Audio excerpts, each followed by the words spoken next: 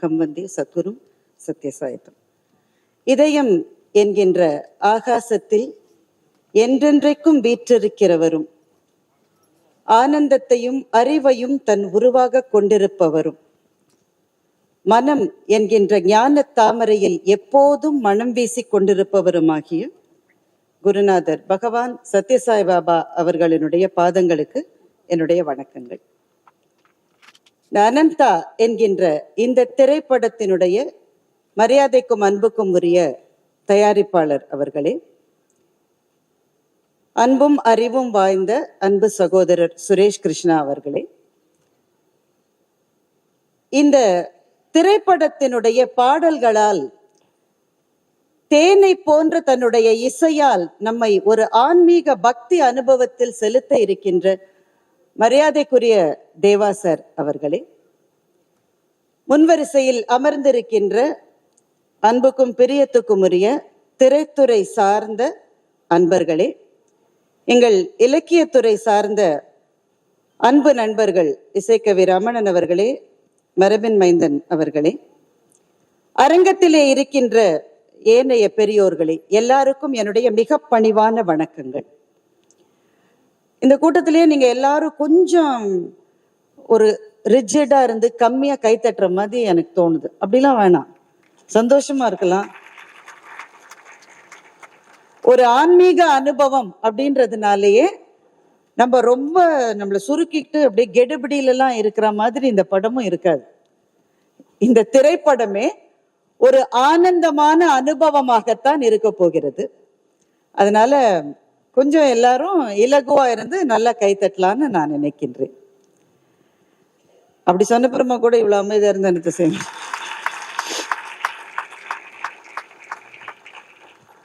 இந்த மேடையில் இந்த நிமிடத்தில் நிற்பதை எனக்கு கிடைத்த மிகப்பெரிய ஆசீர்வாதங்களுள் ஒன்றாக நான் நினைக்கின்றேன்.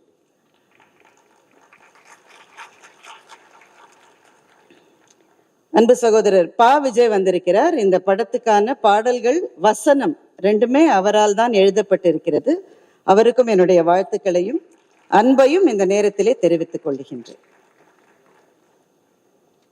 எனக்கு ஒரு 10 நிமிஷம் தான் கொடுத்துருக்காங்க. பெல் அடிக்கிறதுக்கு எங்க நடுவரும் இங்க இல்லைன்றதுனால நானே நேரத்தை பார்த்து சீக்கிரம் என்னுடைய பேச்சை நிறைவு செய்ய வேண்டும். 2-3 விஷயங்களை இந்த மேடையில் சொல்ல வேண்டும் என்று நான் நினைக்கின்றேன். எனக்கு ரொம்ப ஒரு 10 வயசு அந்த மாதிரி இருக்கிற போது என்னுடைய அப்பா, ஓய்வு பெற்ற தலைமை ஆசிரியர் திரு கிருஷ்ணன் அவர்கள், பகவான் பாபாவினுடைய டிவோட்டியாக தன்னை மாற்றிக்கொண்டார். அதற்கு பிறகு எங்கள் குடும்பத்திலே நாங்க புட்டபர்த்திக்கு போய் பகவானை ஒரு தூரத்திலிருந்து தரிசித்து அந்த அனுபவங்கள் எல்லாம் எங்களுக்கு இருந்தது. நானா ஒரு சின்ன குழந்தைன்றதுனால ஒரு பெரிய ஸ்பிரிச்சுவல் எக்ஸ்பீரியன்ஸ்ன்ற மாதிரி அப்ப எதுவும் எனக்கு ஏற்படவில்லை. ஆனா அதற்கு சில காலம் கழித்து எங்களுடைய குடும்ப நண்பர் ஒருத்தர் இருந்தார். அவர் பேர் தாமஸ் ராஜன். அவர் இப்ப இல்லை. அவர் பேர்லயே உங்களுக்கு தெரிஞ்சிருக்கும், கிறிஸ்டியன் ஃபெய்த்தை சேர்ந்தவர். அவர் ரொம்ப ஆழமான ஸ்பிரிச்சுவல் பர்சன்லாம் கிடையாது. அவருக்கு பகவான் பாபாவிடமிருந்து ஒரு அழைப்பு வந்தது. என்ன காரணம்னா, அவர் ஒரு ஆர்கிடெக்ட். அவர் எங்க வீட்டுக்கு எங்க அப்பா கிட்ட கேட்டாரு, என்ன போய் எதுக்கு கூப்பிடுறாருன்னு தெரியலையே, எனக்கும் அவருக்கும் எந்த விதமான தொடர்பும் இல்லையே. எங்க அப்பா சொன்னார், அவர் கூப்பிட்டா அதுல உன்னுடைய வாழ்க்கையில ஏதோ ஒண்ணு மாற போகுதுன்னு நான் நினைக்கிறேன், போயிட்டு வான்னு எங்க அப்பா சொன்னார். தாமஸ் ராஜன் போய் அவரை சந்தித்து விட்டு வந்தார். சந்திப்பினுடைய நோக்கம் என்னவென்றால், இன்றைக்கு புட்டபர்த்தியில இருக்கிற மல்டி ஸ்பெஷாலிட்டி ஹாஸ்பிட்டல் அப்போது உருவாகவில்லை. அதனுடைய ஆர்கிடெக்டா இருப்பதற்காக தாமஸ் ராஜனை அழைப்பதற்காகத்தான் பகவான் பாபா அந்த சந்திப்பை கேட்டிருந்தார். அந்த சந்திப்பு முடிஞ்சு தாமஸ் ராஜன் எங்க வீட்டுக்கு அந்த சந்திப்பை பற்றி எங்க அப்பா ஆசையா காத்துட்டு இருக்காரு. என்னப்பா பக்கத்துல இருந்து பாத்தியா, எப்படி இருந்ததுன்னு. அதற்கு அவர் சொன்ன பதில் இத்தனை ஆண்டுகள் கழித்து இன்னும் என் காதிலே இருக்கிறது. அவர் என்ன பேசினாரு, என்ன சொன்னாரு, எதுவும் எனக்கு தெரியல அங்கிள்.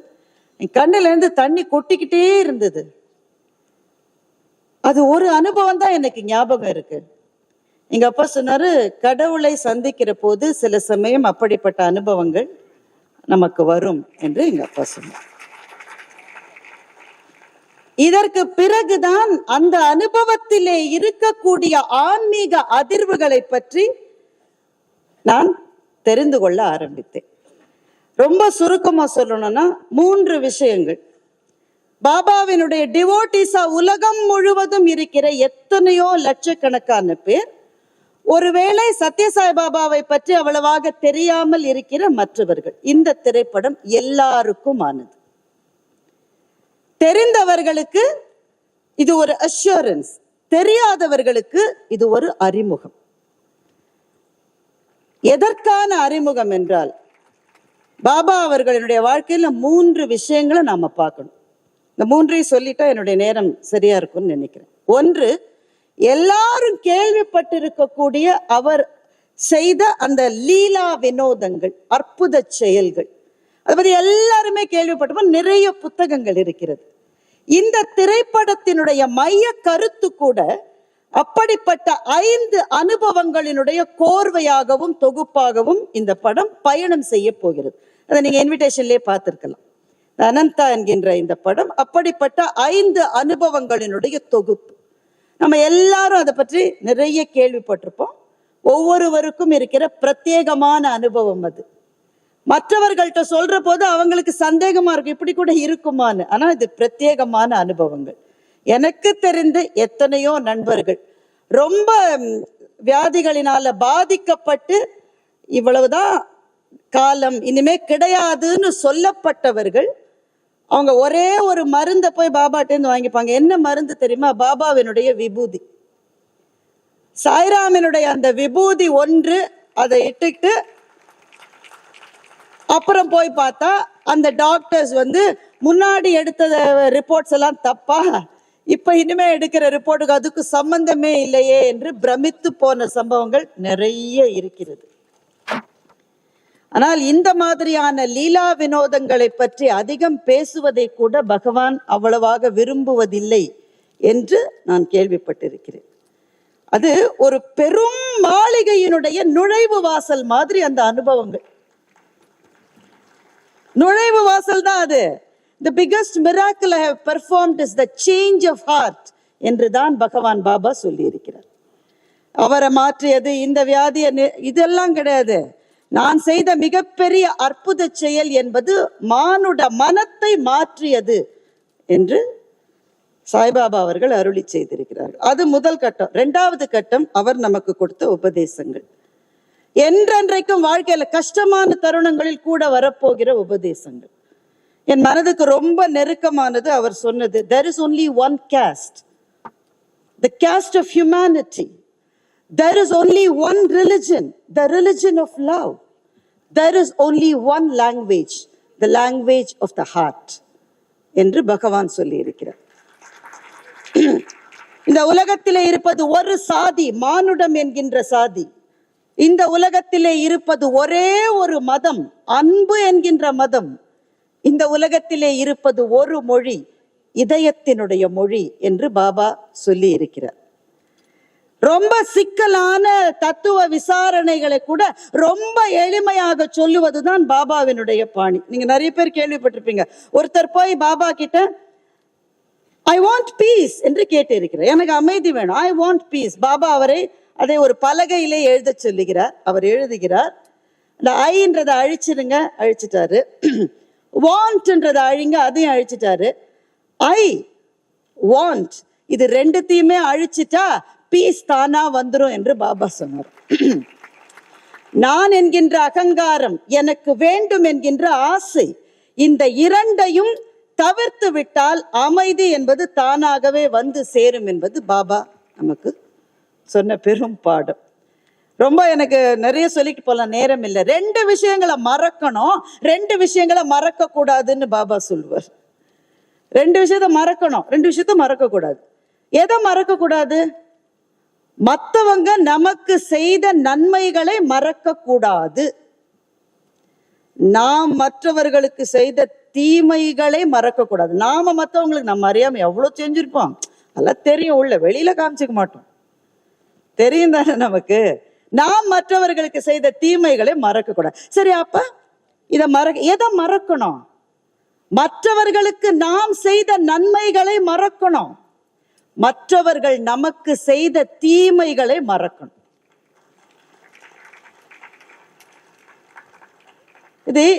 இது பாபாவினுடைய இந்த அறிவுரைகள் சமுதாயத்துக்கு ஏதாவது பலன் கொடுத்து அந்த கேள்வி வரும் தானே.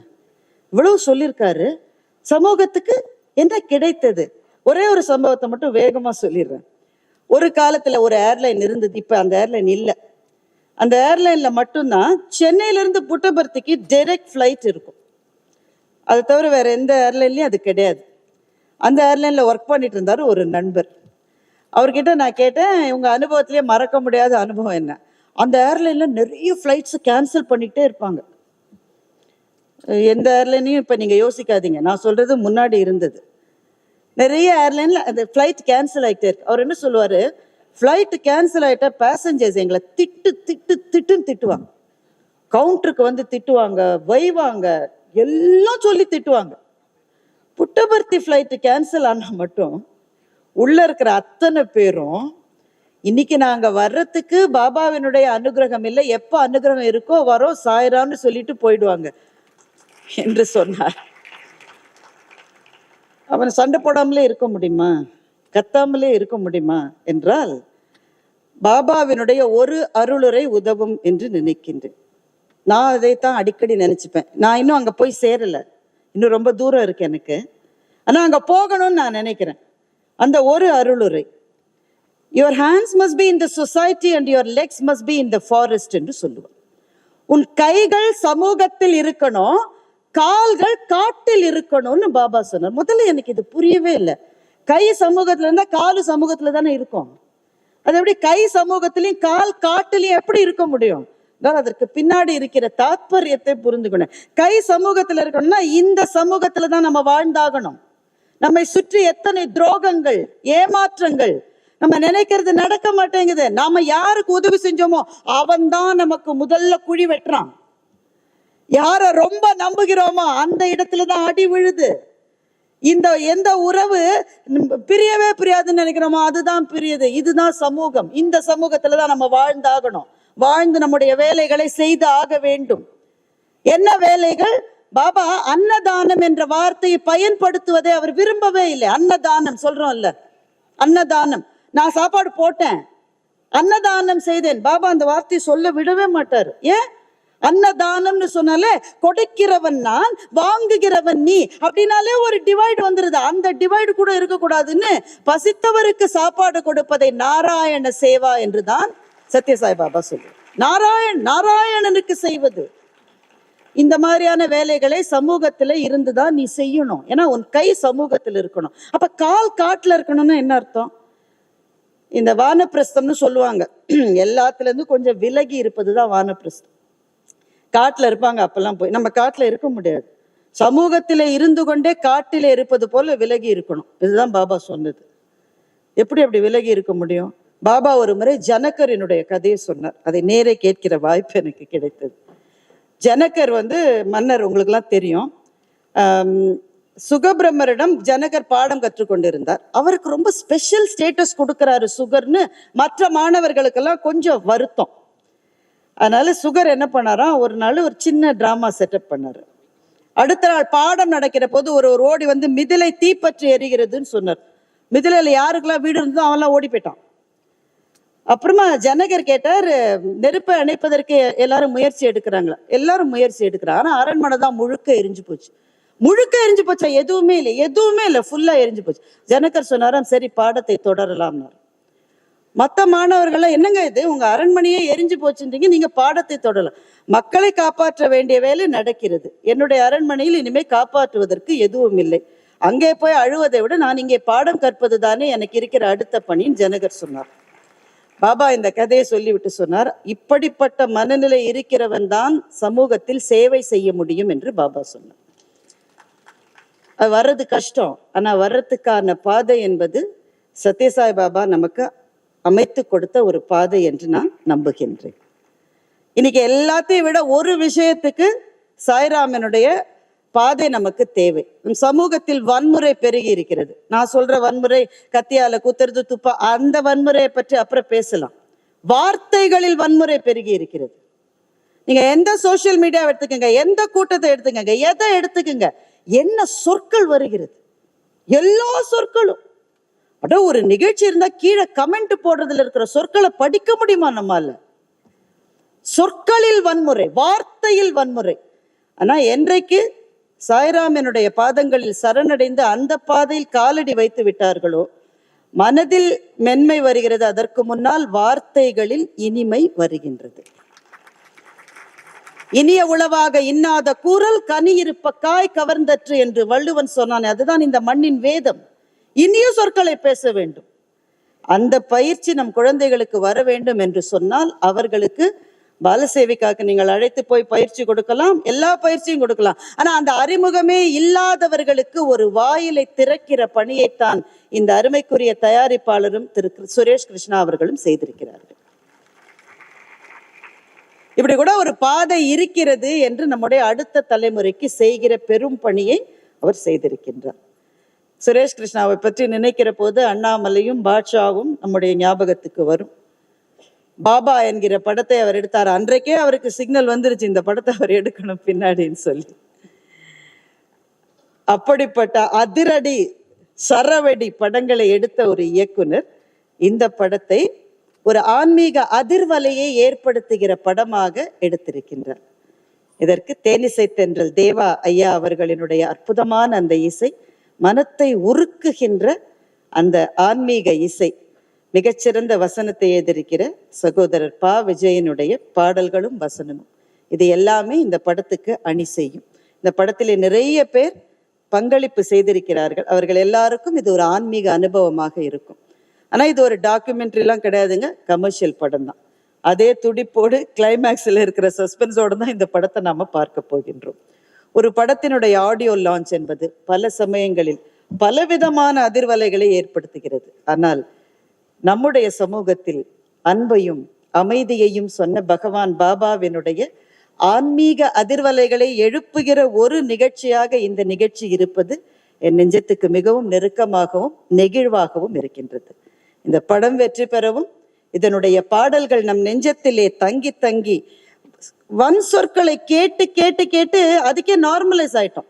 கடுமையான சொற்கள், தீய சொற்களை கேட்டா கூட இதுதான் இது இந்த மாதிரி தானே எல்லாரும் பேசுறாங்கன்னு அதை ஏற்றுக்கொள்ளுகிற ஒரு மனநிலைக்கு நாம வந்து விட்டோம். இந்த மனநிலையிலிருந்து மாறி சொற்களில் இனிமை, நெஞ்சத்திலே பணிவு, நம்முடைய வாழ்க்கையே மற்றவர்களுக்கு சேவை செய்வதற்காக கடவுள் கொடுத்த ஒரு வாய்ப்பு என்று பாபா சொன்ன அந்த ஒரு விஷயம் நம் நெஞ்சத்துக்குள்ளே வருவதற்கு இந்த படம் உதவி செய்யும் என்று நான் நெஞ்சார நம்புகின்றேன். இந்த வாய்ப்பை எனக்கு கொடுத்த அத்தனை பேருக்கும் நன்றி சொல்லி, இந்த படம் பிரம்மாண்டமான வெற்றிகளை எய்துவதற்காக சாய்ராமனுடைய அருளையும் இந்த மேடையிலேயே இறைஞ்சி விடைபெறுகிறேன். நன்றி, வணக்கம்.